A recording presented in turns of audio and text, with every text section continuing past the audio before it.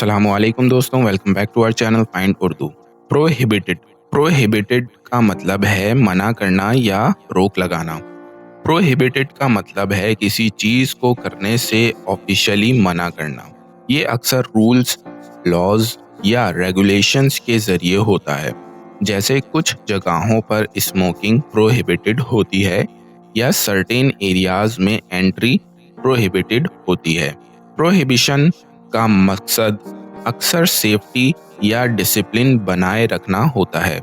जैसे स्कूल में mobile phones लाना प्रोहिबिटेड है। Smoking is prohibited in this area. इस इलाके में स्मोकिंग मना है। तो दोस्तों, प्रोहिबिटेड का मतलब है किसी चीज को करने पर रोक लगाना। उम्मीद है अब आपको प्रोहिबिटेड का मतलब समझ में आ गया होगा। मिलते हैं नेक्स्ट वीडियो में। शुक्रिया।